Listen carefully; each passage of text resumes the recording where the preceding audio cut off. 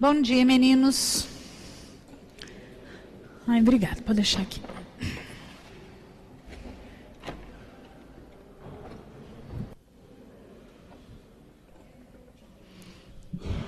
Nós temos algum visitante, assim, que é a primeira vez que participa dessa sala? Ah, seja muito bem-vinda, viu? Como é que você está? Então, tá joia.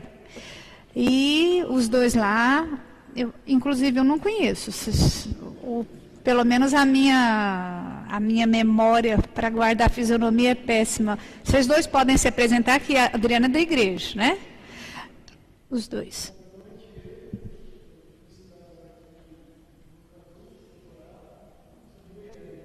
Nossa, goiano, gente boníssima.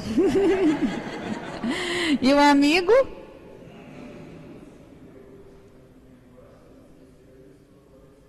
Do ABC? Seja muito bem-vindo, vizinho do Estevão. Sejam muito bem-vindos. E é lógico que eu estou super feliz com meus dois bebês aqui, né? Bebê Luiz e bebê Estevão. Queridos, que Deus possa estar nos abençoando, falando conosco nessa hora, nos ensinando, tratando, e que essa história espetacular de Esther possa fazer diferença no nosso coração, certo? Eu espero que todos tenham lido o livro de Esther. Para quem é novo nessa sala, o negócio é o seguinte: lê antes, e quando chega aqui a gente só faz uma geralzona, né? Então, de repente você vai ficar meio perdido aí, porque exige a leitura antes. Então, o livro de Esther são 10 capítulos, e nossa oração nessa hora, nós pedimos para Deus que o Senhor esteja usando esses capítulos para falar conosco e para nos ensinar. Ok? O autor desse livro provavelmente é Mordecai. Quem tem o livrinho que eu entreguei, viu isso daí, sabe isso daí. E algumas curiosidades sobre esse livro de Esther. Primeiro, que ele é escrito em forma de conto. É gostoso ler o livro de Esther, não é? Quem leu viu tanto que é legal. A gente nem lembra daquele sofrimento de Números, de Levítico, quando a gente está lendo Esther. E interessante, não sei se observou, que em momento algum fala o nome de Deus nesse livro. Do 1º ao 10º capítulo não se fala a palavra Deus ou Senhor, nada disso. E ele é um livro que não é citado no Novo Testamento. Esses dias para trás o Estevão estava questionando isso, por que tal, encrencando, né? E a gente, essas pessoas que ficam encrencando assim, a gente nem responde, deixa para lá.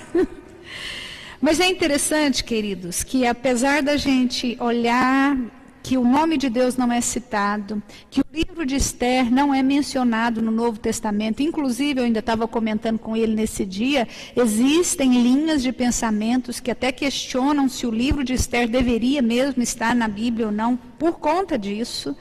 Mas quando a gente olha a trama, como tudo aconteceu, apesar do nome de Deus não estar aqui, a gente olha Deus trabalhando de forma assim espetacular nesse livro. E não tem como a gente duvidar do poder dele nas tramas de cada momento desse livro. E nele também, nesse livro, a gente encontra também a explicação da festa de Purim, que acontece até hoje.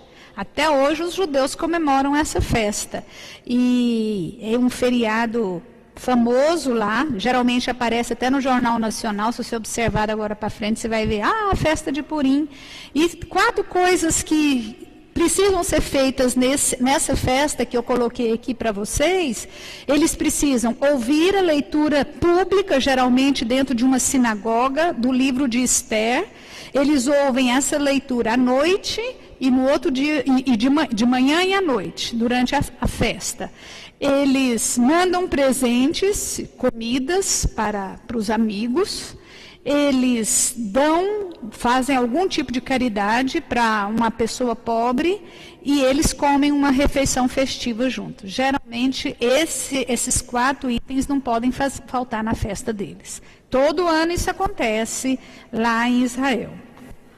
E é interessante a gente ver essa cabeça, porque os persas eram pessoas assim, muito abertas, muito liberais no sentido, a gente aceita tudo.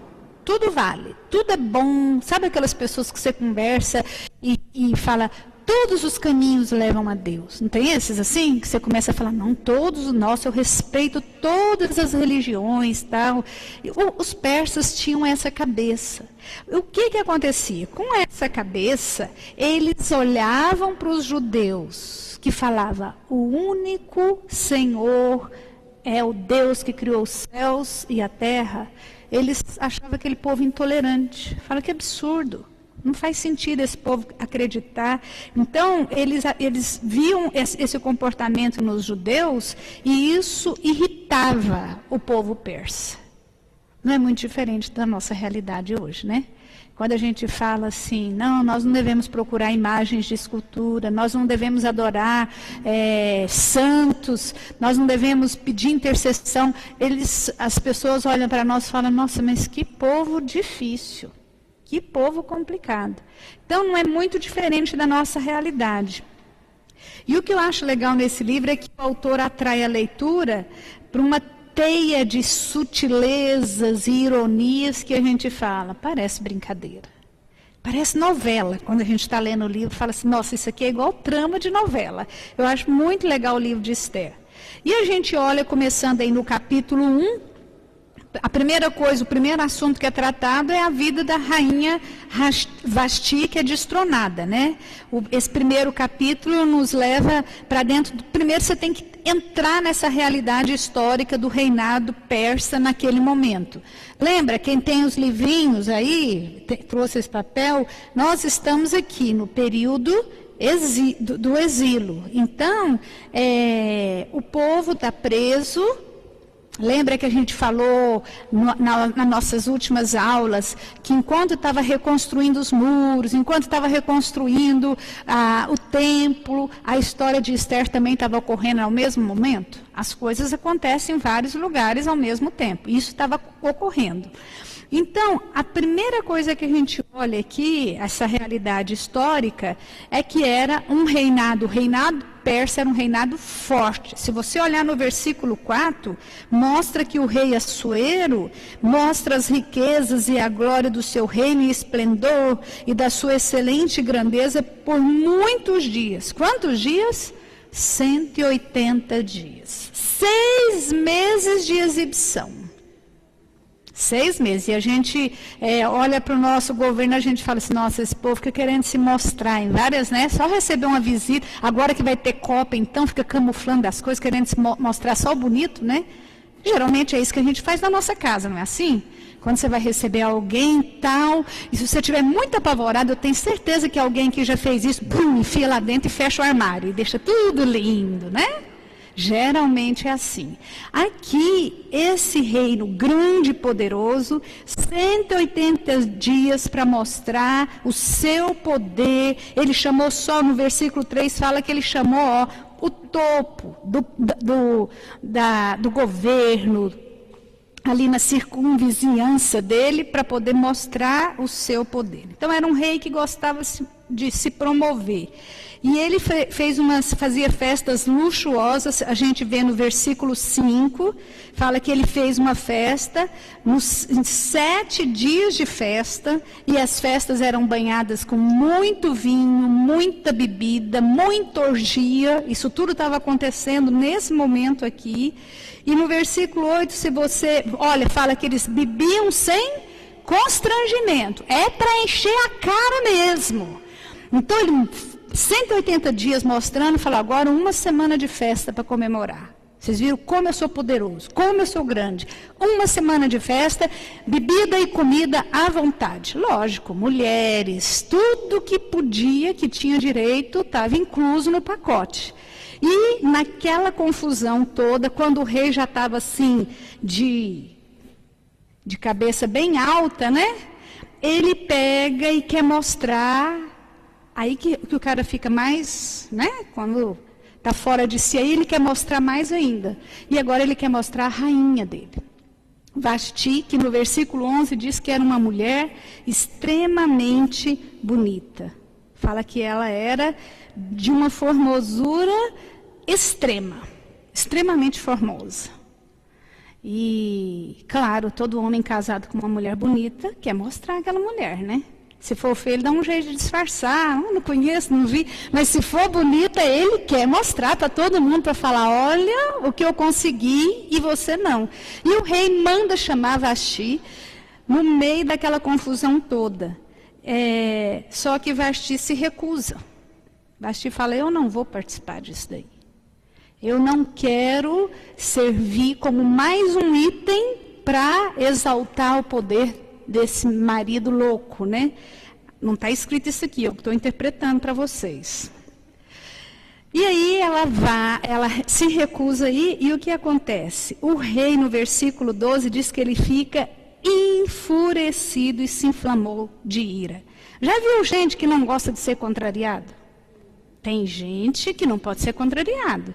Tem gente que é muito bonzinho, muito joia, mas tudo tem que acontecer do jeito dele. Se não for do jeito que a pessoa quer, fala, então não brinco mais, não serve. Esse rei era assim. Ele foi contrariado e diz que ele ficou enfurecido.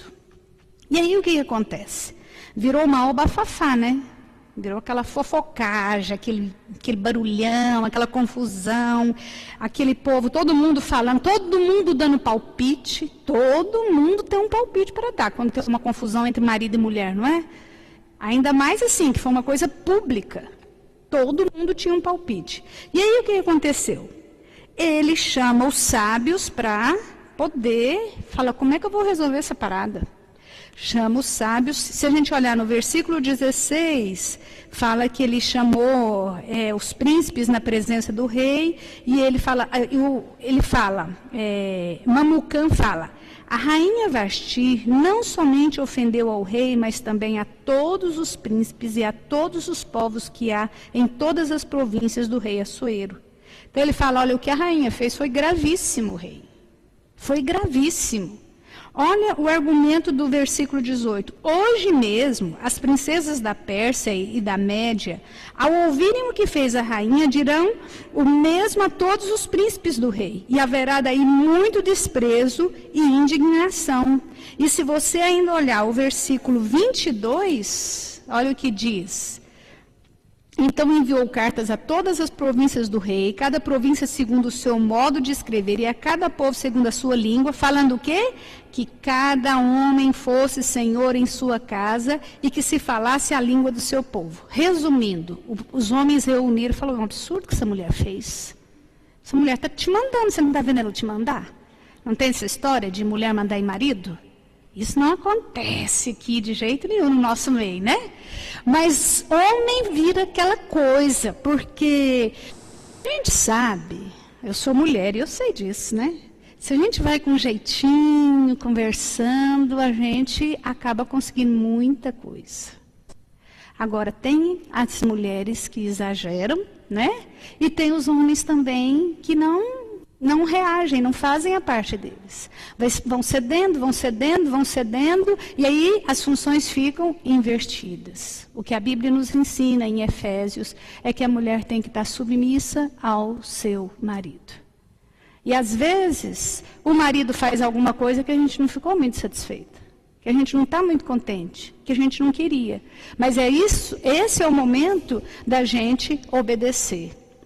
E isso tem vários níveis. Tem níveis de relacionamentos do dia a dia, criação de filhos. Já viu tanto que é complicado quem tem filho? O marido acha que ele tem que disciplinar e a mãe fala, não, coitadinho.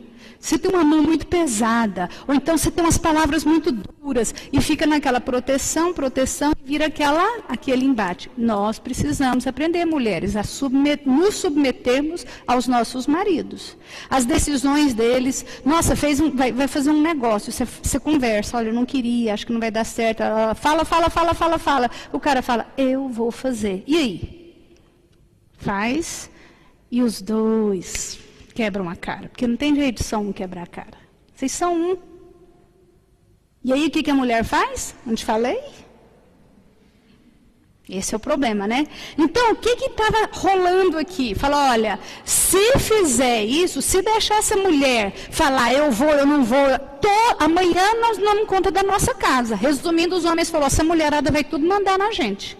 Nós não podemos, rei. E o rei fez um decreto e falou, olha, é para cada homem mandar na sua casa. Não é para deixar a mulher ficar no comando, não. Resumindo, foi isso que falou, né? Os homens liderarem as suas casas. Honrar os nossos maridos é o que nos cabe. E aos homens, liderar as casas. Tem homem que é muito pamonha, vocês me desculpem a sinceridade. Tem homem que tudo que a mulher pergunta, resolve você. Decide você. Vai dando corda. Homem, lidere e tome uma decisão. Sim, não. E se eu errar? Se você errar, todo mundo erra. Você tem direito de errar também. Mas o homem precisa tomar decisão. Os homens jovens aqui, que não são casados, aprendam isso, hein? Vocês têm que ser os homens que tomam decisão. Não pode ser homens que deixam a vida me levar. Então, vai ter problema. E aí, o rei falou, então tá bom, nós vamos destronar essa mulher, ela a partir de agora não é mais rainha, e nós vamos eleger uma nova rainha. E para eleger uma nova rainha, foi feito no capítulo 2, um concurso, lembra? Um concurso, tipo um concurso de Miss, aquele negócio, imagina o bafafá, nossa, todo mundo querendo, só moça bonita, aquela coisa. E aí, a gente olha nos versículos 6 e 7, a origem de Esther. Primeira coisa que a gente sabe, que ninguém se esquece, que Esther era uma mulher o quê? Linda. Aí todo mundo fala assim, nossa, que linda. Diz que era de parar o trânsito. Bonita, porque no reino inteiro foi ela que ganhou. Uma mulher muito bonita. Mas nós nos esquecemos de algumas coisas. Versículo 6, 7 nos fala sobre a origem de Esther. Foi transportada de Jerusalém com os exilados que foram transportados com Jaconias, rei de Judá, a quem Nabucodonosor, rei da Babilônia, havia transportado. Jaconias está aqui, ó. É um dos peraí, perdi Jaconias aqui. Está aqui, Jocás, e ela foi com essa leva para o reino, foi levada como alguém prisioneira para o exílio. No tempo que ela estava lá no exílio, não achei o nome de Jaconias ali. No tempo que ela estava lá no exílio, acontecem essas coisas. Então, primeira coisa, ela era uma pessoa que foi levada cativa, a família dela. E aí o que ele cria? Hadassa era uma prima dele. Tem muita gente que fala que ele era tio dela. Não, ele era primo. Olha o que fala no versículo 7. Filha do seu tio, a qual não tinha pai nem mãe. E era uma jovem bela, de boa aparência, formosura, mas perdeu o pai e a mãe. E Mordecai, esse primo... Joaquim, é porque tem nomes diferentes, né? Vocês viram que eu falei isso para você? Joaquim está aqui, ó. É no ano 598, 597. Obrigada, Estevão. Aí o que acontece? A gente olha, às vezes, só para a aparência das pessoas. E nós temos que ter muito cuidado. A história de Esther, a origem de Esther, é uma história de dor. Perdeu mãe, perdeu o pai, foi criada por um primo, saiu da sua terra, vivia numa terra estranha, teve de aprender outra língua, outros costumes. Ou seja, era uma história sofrida. Se a gente encontrasse com Esther hoje, conversasse um pouquinho com ela, ia falar, nossa, dá dó daquela moça. Tão sofrida. E nós só focamos a parte da aparência. Cuidado, que nós temos essa tendência ainda hoje.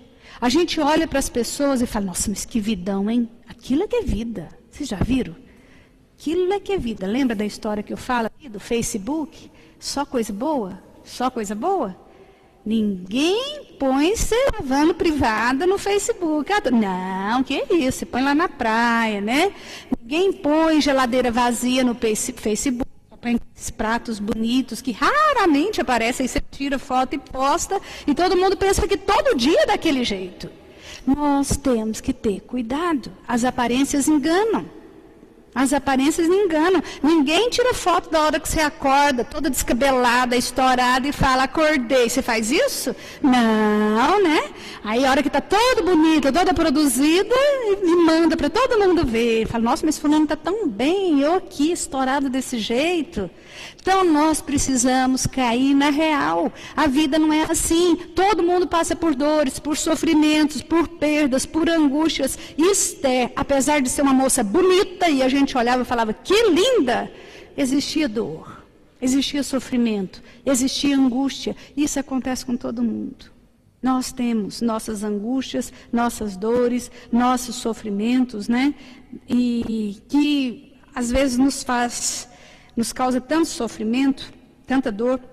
No versículo 11, fala que Mordecai, nesse momento a Esther é selecionada naquele grupo, vai, e fala que Mordecai passeava Mordecai todos os dias diante do átrio da casa das mulheres, para se informar de como passava Esther, do que lhe sucederia. Então, o tratamento para o dia do concurso de Miss durava quanto tempo? Quem leu? 1 ano, 6 meses e mais 6 meses. Imagina, mulherada. Nossa, até a gente ia ficar linda, não ia? 6 meses assim, ó, botox, massagem, tratamento de pele, cabelo. Você tá doido, academia, personal trainer. É claro que a gente ia ficar linda, igual essas mulheres de televisão, não se engane, elas não são lindas daquele tanto, não. Tem umas que são muito bonitas, mas a maioria, se fizer a mesma coisa com a gente, console. Se volte para casa hoje consolada. Fala, não, se eu receber o mesmo tratamento, eu vou ficar igual. Enquanto Esther está lá nesse tratamento, o que acontece? Mordecai ia todos os dias para ver o que estava acontecendo. Ele não deixou Esther, não abandonou Esther. É uma postura que para mim é importante, faz diferença, não somente no relacionamento, mas na história. Nós que temos filhos que já saíram de casa, que já foram, agora é para os pais, nós precisamos manter esse contato. Tá tudo bem? O que você precisa? Tá? O que está acontecendo? Nós, pais, não podemos chegar. Esses dias para trás, estava conversando com uma mulher que pegou uma filha de 17 anos e falou assim, que sentou a menina e falou, tudo que eu tinha para te ensinar, eu já te ensinei. Agora que você vai sair de casa, você se vira. Não é assim. Nós precisamos ir soltando aos poucos. E filho precisa de pai, quando? Para sempre. Que delícia que é você poder ligar para pai, para mãe, ouvir uma palavra de consolo, de ânimo, de esperança, de maturidade. Então isso tudo Mordecai nos ensina. E enquanto Mordecai está lá na porta, mais para frente a gente vai ver que ele ouviu uma trama muito importante. No versículo 14 desse capítulo, mostra que o rei tinha, sim, mulheres, aquele monte de mulheres. Mas existiam, só para esclarecer, para ficar mais fácil, existiam 2 casas de mulheres e funcionava assim. Em uma, ficava todas as virgens selecionadas, que iam selecionando aquele monte de mulher bonita. E o rei, o dia que dava vontade, que ele queria uma loira, que ele queria uma morena, ele falava, olha, traz uma mulher assim, assim para mim. Essas mulheres se apresentavam ao rei, dormiam com o rei, e havia mulher, e aí ela passava para outra casa das não virgens. Havia mulheres que durante a vida inteirinha se encontravam uma única vez com o rei e não podia se casar mais com ninguém.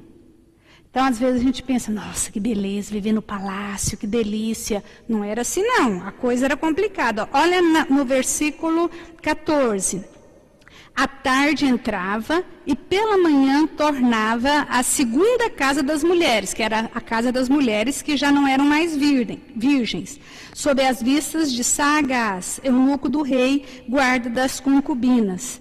Não tornava mais ao rei, salvo se o rei a desejasse, e ela fosse chamada pelo nome. Então, se o rei não desejasse, se o rei não gostasse, nunca mais aquela mulher, durante a vida inteira, voltaria diante do rei. Então, era uma vida complicada, era um sistema muito estranho, né? E no versículo 20 desse capítulo ainda, a gente fala, Esther não havia declarado ainda a sua linhagem ao seu povo, como Mordecai lhe ordenara, porque Esther cumpriu o mandamento de Mordecai como quando a criava.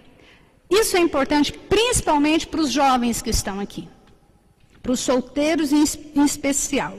O que acontece? Mesmo distante, Esther cumpriu os ensinamentos do seu primo. Isso é um grande exemplo, porque tem gente que quando sai de casa fala, agora sim, agora sou livre, agora eu vou fazer o que eu quero, o que eu posso, o que eu sonhei a vida inteira, ninguém me segura. E de repente aquele jovem tão legal, tão consagrado, bom filho, tal, de repente, gente, a vida vira do avesso. O cara começa a fazer todas e mais uma. É beber, é bagunçar. E a gente tem que tomar muito cuidado e olhar para esse exemplo de Esther e falar, que coisa linda. Que coisa linda. Mesmo distante, ela não se esqueceu do que Deus havia ensinado para ela através do primo que cuidou dela. Aí dos versículos 21 a 23 desse capítulo, Mordecai descobre uma conspiração. Ele está lá na porta do portão, do palácio, né? De repente, versículo 22, veio isso ao conhecimento de Mordecai, que o revelou à rainha Esther, e Esther mandou falar ao rei em nome de Mordecai. Então, no capítulo 2, a gente vê Esther sendo escolhida como rainha. Não é assim? Versículo 17, olha lá. O rei amou a Esther mais do que todas as mulheres, e ela alcançou perante ele favor e benevolência mais do que todas as virgens. O rei pôs-lhe na cabeça a coroa real e fez rainha em lugar de Vasti. Então, só voltando para a gente entender o caso de Mordecai aqui agora. Depois que teve aquele 1 ano de concurso, aí, cada noite, ia uma mulher para se deitar com o rei. E esse texto fala que o rei se apaixonou por Esther. A gente não sabe o que essa mulher aprontou lá, mas que ele ficou louco por ela, ficou e falou, é essa que eu quero, e pôs a coroa e ela passou a ser rainha. Enquanto ela estava sendo rainha, acontece esse versículo que fala que ela não revelou a linhagem dela, ou seja, ela falava a língua fluente, sem sotaque, sem nada. E ficou de boca fechada porque Mordecai falou, não fala que você é judia. Não deixa ninguém descobrir isso. Guardava os mandamentos. Enquanto Mordecai está lá na porta, ele escuta que 2 eunucos do rei ficou tão chateado com o rei, estavam tramando de matar, nós vamos matar esse rei. Ele escuta e manda o recado para quem? Para Esther, que agora era rainha. E aí ela manda o recado para o rei. Eles vão averiguar, descobrem que o negócio é verdade e matam os 2 eunucos. Então, acabou o problema. Não tem mais confusão. O rei está a salvo. Aí chega o capítulo 3, que entra Amã, a história de Amã introduzido nessa trama toda aqui. Se a gente olha, Amã era um cara assim, ambicioso. Pensa no seu trabalho, aquele cara que quer estar por cima. Aquele cara que eu quero, eu sou o cara. E não basta estar por cima, ele quer estar assim, super amigo com o chefe, que tem prazer em estar puxando o saco. Amã era esse cara, ambicioso ao extremo. Ele queria tudo. E aí no versículo 4 desse capítulo, fala que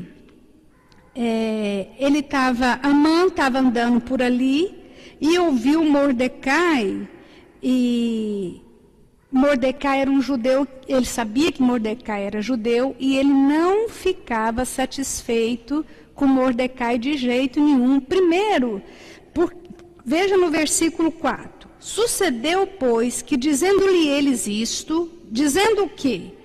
Que a partir daquele dia, no versículo 2, fala, todos os servos do rei que estavam à porta do rei se inclinavam e se prostravam quando Amã passava. Amã foi galgando pontos no reinado, que ele chegou num poder tão grande que, aí de repente, todo mundo que passava, e Amã. E Mordecai falou, eu não vou fazer isso. Eu não vou adorar esse homem. Eu não vou me prostrar diante desse homem. E começou a acontecer essas coisas. Quando Amã passava, Mordecai não se inclinava, o versículo 2, e não se prostrava. É o que termina o versículo 2. Aí o que aconteceu? No versículo 4 fala, sucedeu, pois, que dizendo-lhe eles isto, dia após dia, e não lhes dando ele ouvidos, o fizeram a saber a Amã, para que as palavras de Mordecai se manteriam de pé, porque ele lhes tinha declarado que era judeu. O que acontece? O povo chega e fala assim, por que você não se dobra aí diante toda vez que Amã passa? E Mordecai falava, eu não vou me dobrar diante desse homem, eu só me dobro diante de Deus. Todo dia aquilo acontecendo. Os caras ficaram implicados e foram contar para Amã. O que a gente aprende com esse versículo? Duas coisas muito importantes. Primeiro, sempre haverão pessoas nos observando. Imagina, naquele tumulto, naquele monte de gente, por que tinha alguém falando, aquele lá não se dobrou? Os olhos deles se voltaram para Mordecai, mesmo no meio daquela multidão. Sempre haverão pessoas nos observando, gente. Nós temos que andar na linha. Às vezes a gente pensa, ninguém está vendo. Nós precisamos, em primeiro lugar, porque a gente tem um compromisso com Deus. Em segundo lugar, porque a gente tem um nome, um testemunho a zelar. Um testemunho. Às vezes a gente denigre a imagem de uma igreja, de uma instituição, de uma família, por conta do nosso comportamento. Então, primeira coisa, nós temos que observar, sempre haverão pessoas nos olhando. Segunda coisa, sempre existirão fofoqueiros. Fofoqueiro, é de muito tempo. O que eles vão fazer? Vão lá e contam para Amã. Amã não tinha notado, mas eles vão e contam para Amã. Sabia que tem um judeu que não se dobra quando você passa? Quando Amã ficou sabendo disso, ele ficou muito chateado. Ficou muito chateado e no versículo 5 desse capítulo, mostra que ele se recusava, vendo, pois, Amã que Mordecai não se inclinava, nem se prostrava diante dele, o que aconteceu? Encheu-se de furor. Esse reino estava cheio de homens temperamentais. Primeiro o rei que não podia ser desagradado. Agora Amã falou, o quê? Quem esse homem pensa que é para não se dobrar diante de mim? E nós temos que ter cuidado que muitas vezes a gente se coloca numa posição que, na verdade, a gente não merece, não tem, não é. Então, ele fica indignado, é o que diz o versículo 5, né? E no versículo 6, mostra que Amã não sabia separar as coisas. Olha o que ele faz. Porém, teve como pouco, nos seus propósitos, o atentar apenas contra Mordecai. Ele podia muito bem ter feito alguma coisa contra Mordecai. Ele falou, mas isso é muito pouco. Eu vou acabar com a raça desse homem. Você já viu como a gente faz muitas vezes, que a gente põe todo mundo no pacote? Se você está com raiva de uma pessoa da família, de repente alguém, uma pessoa da família te fez um mal, você põe todo mundo no pacote. É pai, mãe, filho, tio, é parente, não serve, é parente, não presta, é parente. E a gente começa a implicar e ficar chateado com todo mundo. Amã teve exatamente essa mesma postura. Ele misturou as coisas, ele não soube separar. Ele estava com raiva de um homem e aí ele falou, vou destruir essa raça. Não quero judeu na minha frente. Já viu gente que fala, não gosto de crente? Não gosto de corintiano? É assim, vai generalizando.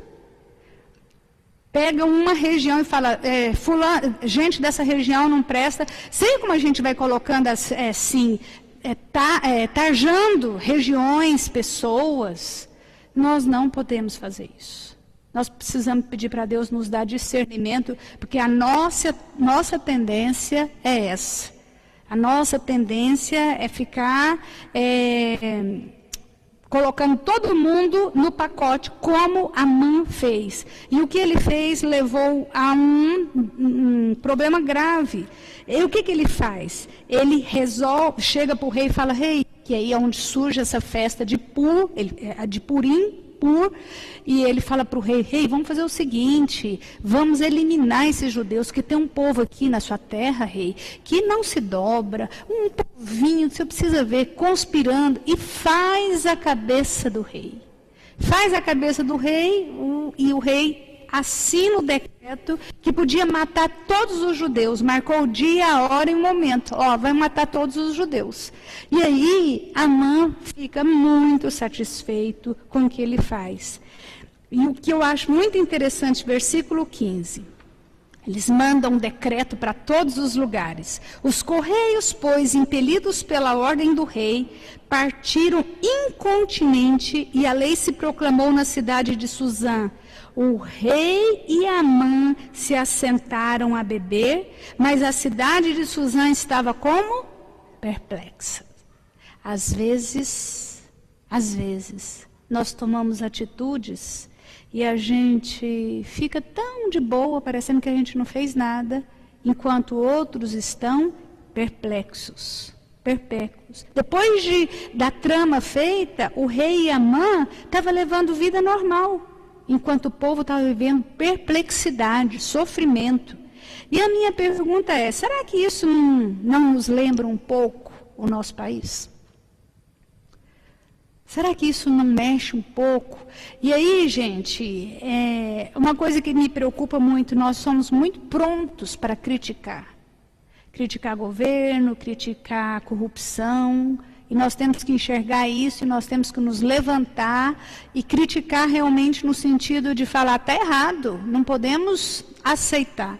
Mas a minha pergunta é, o que nós, como cristãos, temos feito com relação a isso? Não posso fazer nada, porque eu não estou lá.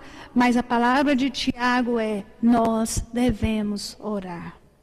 E eu já testemunhei para vocês aqui. Se eu não tivesse anotado no meu livro de oração, orar pelos políticos, eu não ia lembrar. Eu tenho tanta coisa mais importante para orar, tanta coisa para o meu eu, para a minha casa, para a minha vida, para a minha família, para os meus filhos, para a minha necessidade. Nossas orações geralmente são muito egoístas. E nós nos esquecemos que o governo vai fazer parte da minha história. O que é decidido lá no Congresso tem a ver comigo, com o meu dia a dia. E a gente acha que a gente não pode fazer nada, quando na verdade está nas nossas mãos o poder de levar. A Bíblia fala, muito pode por sua eficácia a súplica do justo. Nós temos que pedir para Deus. Deus abençoe o nosso prefeito. Cuida dessa cidade, nós queremos segurança. Uma coisa que eu tenho orado muito e pedido para Deus, Deus, revela as coisas imundas que tem nessa cidade, que tem no nosso estado, que tem no nosso país. E às vezes você olha e fala assim, às vezes até eu me sinto assim, nossa, o que é a minha voz no meio dessa bagunça toda? Mas nós podemos unir a nossa voz diante do Senhor e coisas novas podem acontecer. Então, às vezes a gente fica perplexo e não faz nada. Outra pergunta, será que nós mesmos não estamos agindo assim? Causando danos na vida de alguém e vivendo como se nada tivéssemos feito? Às vezes o problema é conosco. Nós machucamos alguém, nós ferimos alguém, nós falamos alguma coisa dura para alguém, e aí você fala, não estou nem aí, deixa para lá. E o outro ficou lá perplexo, e você vai levar a vida normal, assim como o rei Assuero estava fazendo junto com Amã. Aí o que acontece? No capítulo 4, a gente vê o lamento dos judeus e o pedido de Mordecai a Esther. Quando Mordecai fica sabendo desse decreto de morte, ele se coloca de pano de saco e cinza, que era um sinal de dor, de humilhação e de busca, lá na porta do palácio. E o povo, a hora que viu aquilo, fala, meu Deus, o que esse homem está fazendo aqui? Vestido desse jeito, de pano de saco, jogou cinza, esse era um símbolo. Hoje eu ainda estava falando na reunião de oração aqui, eu gosto muito de símbolos. Eu acho que essa coisa visual faz a gente gravar mais as coisas. E a gente vê muito isso no Antigo Testamento. Então, para eles mostrarem a dor deles, eles faziam isso. Se vestiam de pano de saco e jogava cinza e ia clamar em algum lugar. Mordecai estava fazendo isso na porta do palácio. Quando o povo viu aquilo, falou para Esther. O pessoal sabia que eles se conheciam. Esther, sabia que Mordecai está lá na porta do palácio, assim, assim? E quando ela fica sabendo, logo que Esther toma conhecimento do decreto, ela olha para aquele obstáculo e fala, isso é grande demais para mim. Isso é intransponível. Quantas notícias nos chegam ao coração e a gente olha e fala, Senhor, isso é muito grande para mim. A primeira sensação de Esther foi, o que eu posso fazer? Quem sou eu diante desse decreto, desse tamanho, dessa dimensão? Deve ter passado na cabeça de Esther, gente, eu acabei de chegar aqui agora, não tem tanta influência assim. Quem sou eu? Em quantos momentos e situações na vida da gente a gente tem essa sensação? Na hora de um concurso, né? A gente se sente tão pequeno. Na hora de resolver um problema grave. Mas a hora que a gente parte para as questões, por exemplo, de enfermidade, aí a gente olha e fala, quem sou eu, Senhor? Quem sou eu diante disso? Quem sou eu para mudar o coração dessa pessoa que eu tanto amo e que eu queria tanto que se derramasse, se prostrasse diante do Senhor? Quem sou eu? Gente, não está em nós. Nós precisamos entender isso. É o Senhor que é fonte de cura, é o Senhor que é fonte de transformação, é o Senhor que é fonte de libertação, é o Senhor que abre portas, é o Senhor que transforma comportamentos, é o Senhor que liberta da droga, é o Senhor que liberta da pornografia, é o Senhor que liberta da língua fofoqueira, mentirosa, é o Senhor que nos livra da mesquinharia, é o Senhor que move o nosso coração para poder doar, para poder dar, para poder participar, é o Senhor. E Esther olha e fala, o que eu posso fazer? Ela olha aquele obstáculo e ela fala, eu não posso fazer nada. Ela nem imagina que ela seria parte fundamental da solução. Pensa você num problema que você está vivendo, numa coisa grande. E alguém chegar para você e falar assim, você vai ser parte da solução. Você fala, não, é impossível. Impossível. Não é assim que a gente olha para nós? Mas é porque a gente está olhando para nós. Se nós olharmos para Deus, a gente vai falar, Deus, o Senhor usa quem o Senhor quer, da maneira que o Senhor quer, no lugar que o Senhor quer, porque o Senhor é Deus de milagres. O Senhor é Deus de maravilhas. O Senhor é Deus que faz coisas que nós olhamos e ficamos, como pode isso acontecer? E Esther, naquele momento, sente-se pequena e fraca. Olha o que ela diz no versículo 11. Todos os servos do rei e o povo das províncias do rei sabem que para qualquer homem ou mulher que sem ser chamado entrar no pátio interior para avistar-se com o rei, não há senão uma sentença, a de morte, salvo se o rei estender para ele o cetro de ouro, para que viva, e eu nestes 30 dias não fui chamada para entrar ao rei. O que acontece? Fala, gente, eu não posso fazer nada não. Todo mundo sabe que se eu chegar, se eu colocar o pé lá, pode ser homem, pode ser mulher, quem for, se o rei não levantar o cetro, aquela pessoa vai ser morta. O negócio era feroz. E ela falava, e faz 30 dias que o rei não me chama. Faz 30 dias que eu não vejo a cara do rei. Como que eu vou conversar com ele? Como que eu vou tratar com ele? Ela se sente pequena e fraca. Versículo 14, do capítulo 4. Mordecai vira para ela e fala assim, porque se de todo te calares agora, de outra parte se levantará para os judeus socorro e livramento. Mas tu e a casa de teu pai perecereis. E quem sabe se para conjuntura como esta que foste levada, rainha? O que Mordecai fala, gente, em outras palavras, Deus coloca a gente no lugar certo com propósitos e objetivos muito maiores do que nós imaginamos. Você não está naquele emprego, naquele trabalho, com aqueles colegas, com aquelas pessoas convivendo com você, com aqueles vizinhos, por acaso. Não é por acaso. O Senhor nos coloca em lugares específicos com propósitos muito maiores. Se a gente entender isso, nós vamos enfrentar muito melhor as crises, as lutas, as perseguições. Porque tem gente que é duro de engolir, tem gente que é difícil. Tem gente que é insuportável. Tem patrão que é uma tortura. Nós já falamos isso aqui quantas vezes.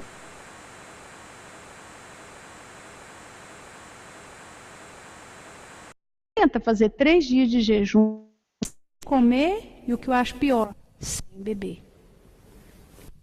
3 dias.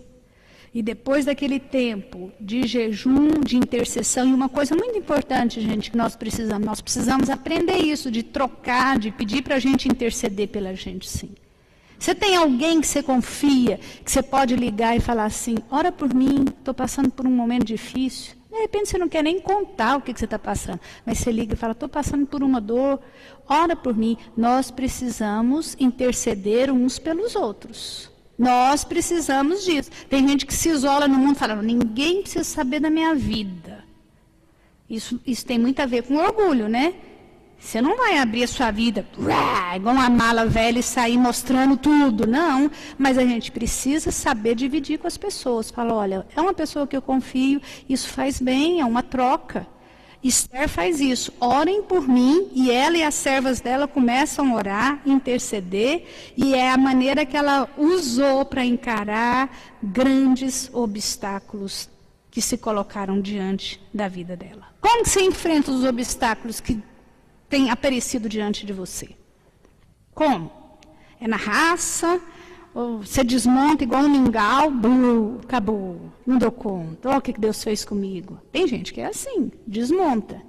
Tem gente que confia na própria força. E Esther nos dá exemplo. Grandes desafios, coisas que nos assustam, coisas que são maiores do que nós, coisas que podem ter uma mudança extraordinária, não só na minha vida, mas na vida dos outros, eu encaro com jejum, com oração, com intercessão. E aí, depois desse tempo de jejum e oração, no capítulo 5, Esther se apresenta diante do rei, não é? No versículo 2, quando o rei viu a rainha Esther parada no pátio, agora era a hora, ou ela morre,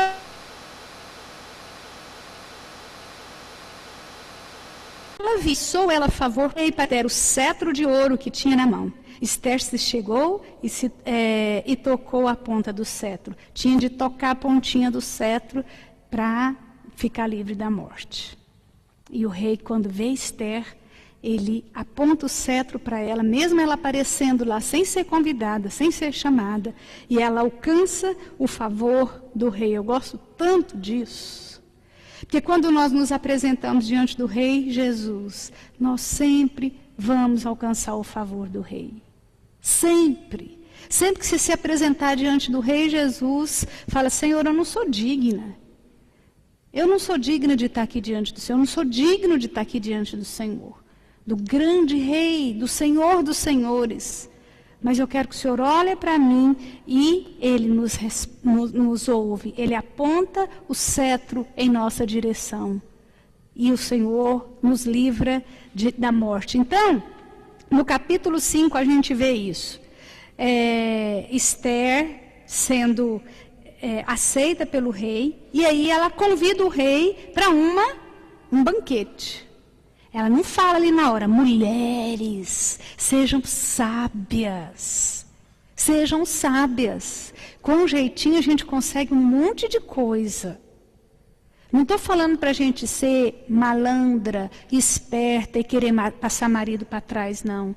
Eu estou falando de sabedoria, de jeito de falar, de jeito de tratar. Ó, Esther mostrando, ela podia chegar lá e falar tudo, não que ela faz. Ai, rei, queria tanto fazer um grande banquete. Eu vim te convidar para esse banquete e eu queria que você levasse também Amã. Aí o rei, claro, claro. E aí ela prepara aquele super mega banquete, né? E convida Amã. Agora, sabe o que eu acho interessante na vida de Amã? Que Amã era um cara que não tinha aprendido ainda que não dá para a gente ter tudo na vida. Tem gente que quer tudo. Tem gente que quer tudo. Amã não entendia isso. Não é possível ter tudo. Ele queria tudo. Se você olhar no versículo 9, porque logo que ele foi convidado, olha, no versículo 7 mostra lá Esther, né? A minha petição, eu desejo o seguinte, o 8, ela faz o convite, né? No versículo 9, então saiu Amã naquele dia, alegre de bom ânimo. Nossa, eu tô cheio de moral. Me convidou, só eu para a festa do rei. Ele saiu se sentindo. Sabe quando você tem um colega que ele acha assim, eu sou o queridinho do chefe, eu sou o protegido. Amã sai nesse estado de espírito, né? Aí no versículo 11, ó, contou-lhe Amã, foi conversar com a mulher dele. Chegou e falou assim, nossa querida, você não sabe o que aconteceu. Você não sabe o que aconteceu. Pelo jeito, você vai poder fazer muitas compras essa semana no shopping, porque vai aumentar salário. Vamos poder fazer mais cartão de crédito, o negócio vai ficar bom. E aí no versículo 11, contou-lhes Amã a glória de suas riquezas e as multidões de seus filhos e tudo. Sabe quando ele chega, tem gente que faz isso com conta bancária. Nossa. Está lindo, que beleza, que coisa boa.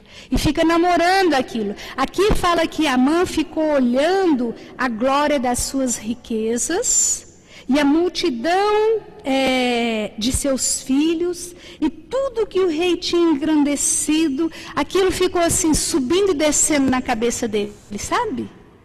Fui convidado, eu sou o cara, nossa, eu estou indo muito bem, olha meu carro, nossa, mas que carrão. E aí ele começou a olhar na internet para ver assim, que ele já estava achando que ele podia mudar de carro, um carro melhor, e a mulher dele olhando assim, de repente uma casa de praia mais confortável, sabe essas coisas? Amã estava nessa posição, nesse ponto. Só que, mesmo as coisas acontecendo na vida, versículo 13. Porém, tudo isso não me satisfaz enquanto vir o judeu Mordecai assentado à porta do rei. Ele fala, não importa se eu tenho isso tudo. Conversou com a mulher, falou assim, só tem uma coisinha que está me deixando chateado. Não suporto ver aquele judeu lá. Enquanto eu ver aquele judeu, eu não vou estar enquanto eu vir aquele judeu, eu não vou estar satisfeito. É o que eu estava falando agora. Não dá para a gente ter vida perfeita aqui na terra. Na visão de Amã, as coisas estavam indo tão bem, mas ele ainda não estava satisfeito. E na verdade a gente tem essa tendência de nunca estar satisfeito. Sempre querendo mais, sempre insatisfação. Nossa, mas se eu tivesse mais um pouquinho, mas se acontecesse só isso, mas se, e Amã está assim. Aí a mulher dele, que era super sábia, Zeres, falou, mas o que é isso?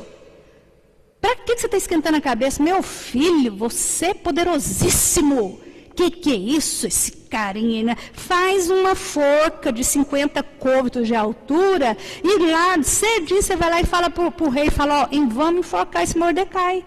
E o marido dela falou, gente, que alegria. Falou, então você pode ir alegre para o banquete do rei.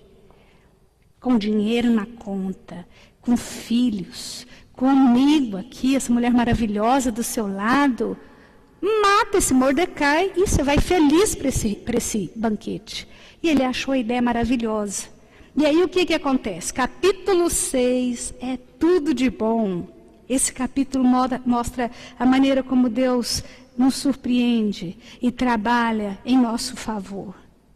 Eu gosto tanto do versículo que fala, aos seus amados, ele o dá enquanto dorme.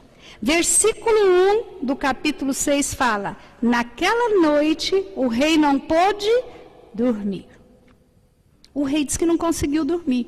E como ele era rei, a gente quando não consegue dormir, a gente tem que se virar, né? A gente tem que dar um jeito. Agora o rei não, o palácio ficava empavorosa porque o rei não conseguia dormir. E uma das coisas que ele pediu foi para alguém ler para ele, mandou trazer os livros dos feitos memoráveis e falou, começa a ler os feitos memoráveis para ver se vem sono em mim. Enquanto o cara está lendo o livro dos feitos memoráveis, aparece justo aquela história lá do capítulo 2, do versículo 21 a 23, que o Mordecai ouviu, que os eunucos iam matá-lo, que ele mandou o recado, tudo ficava registrado. E ele vira e fala, o que fizeram para recompensar esse Mordecai? Aí falaram, nada, rei. Não deram nada para ele. Duas coisas importantes aqui. Primeiro, às vezes a gente faz as coisas e as pessoas não reconhecem. E a gente esquece que Deus está vendo. Deus está vendo. E Deus é Deus que recompensa. Ele tem a maneira dele de recompensar que é infinitamente melhor do que a maneira que o Roberto poderia me recompensar.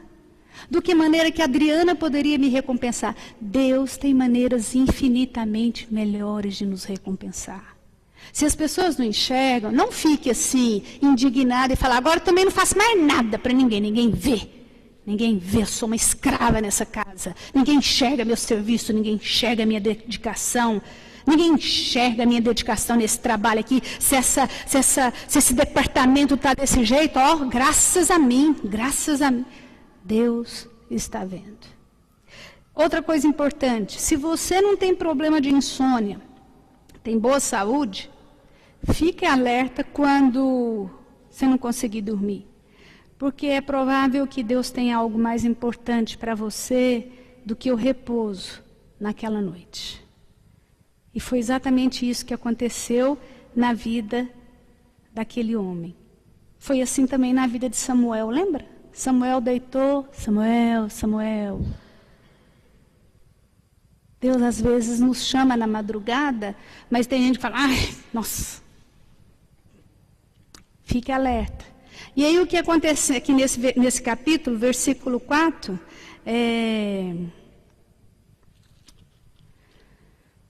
enquanto Amã estava lá, no versículo 4, ó, perguntou o rei, quem está no pátio? Isso de madrugada.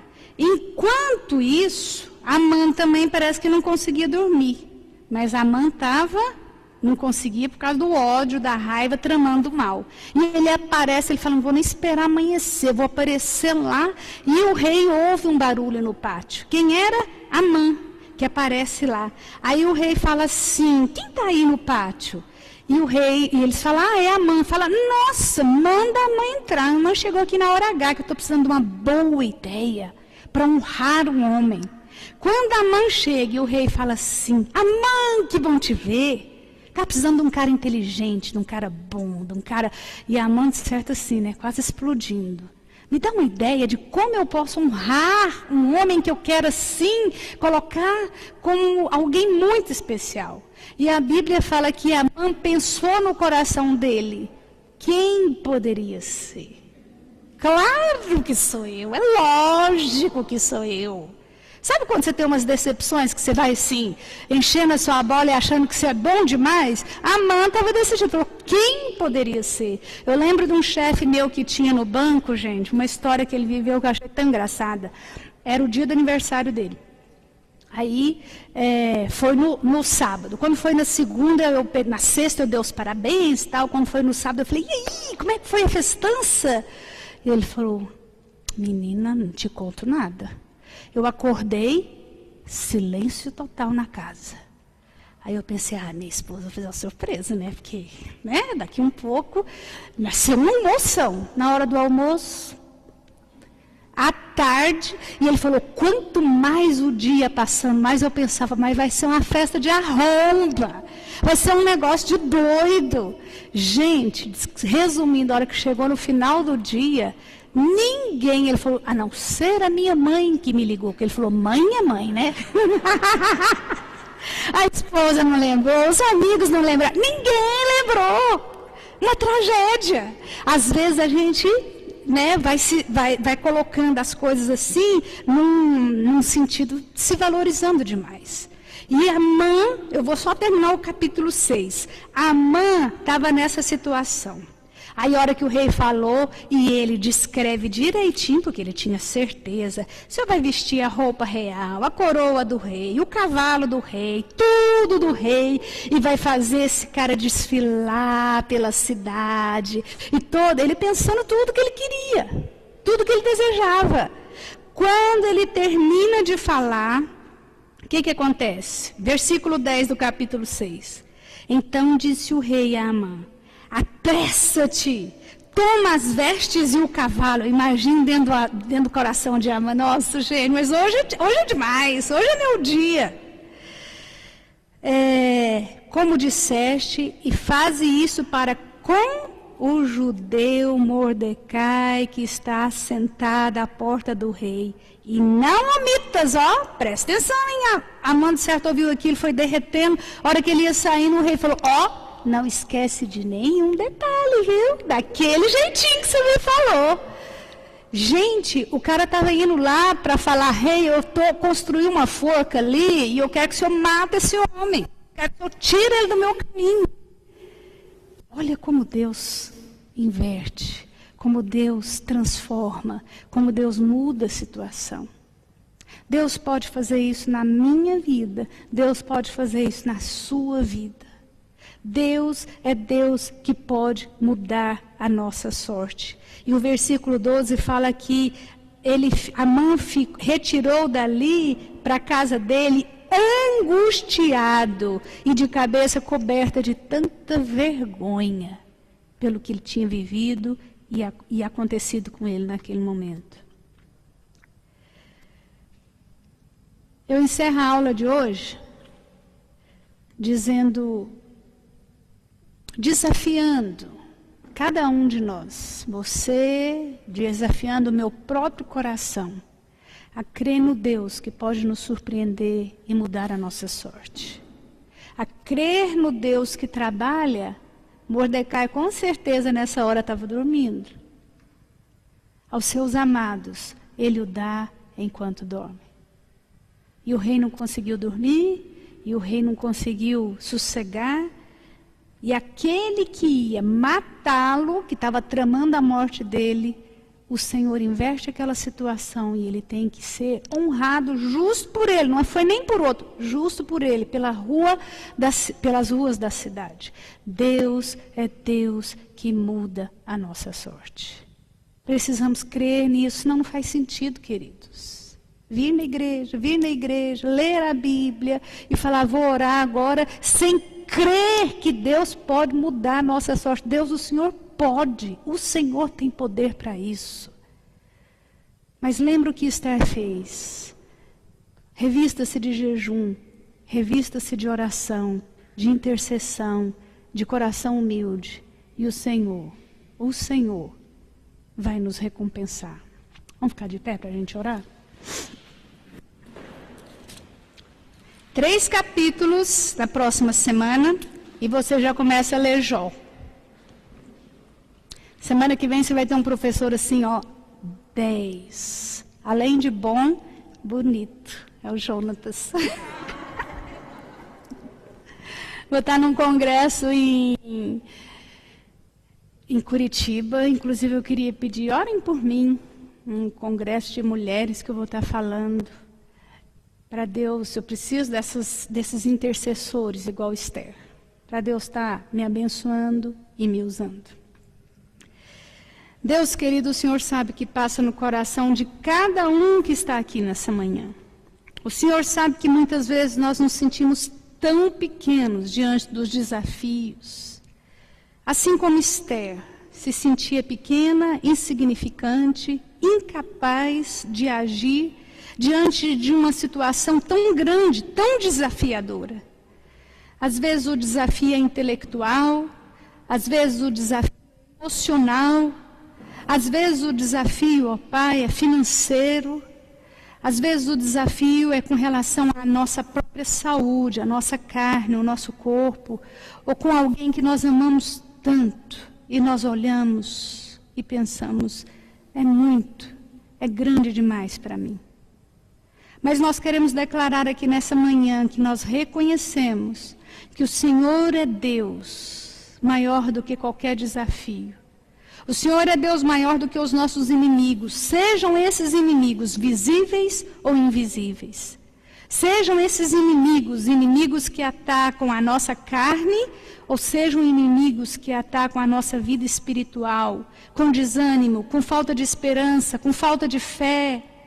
Em nome de Jesus, esteja restaurando a nossa sorte. Eu peço pelos casamentos aqui representados, pelos casais.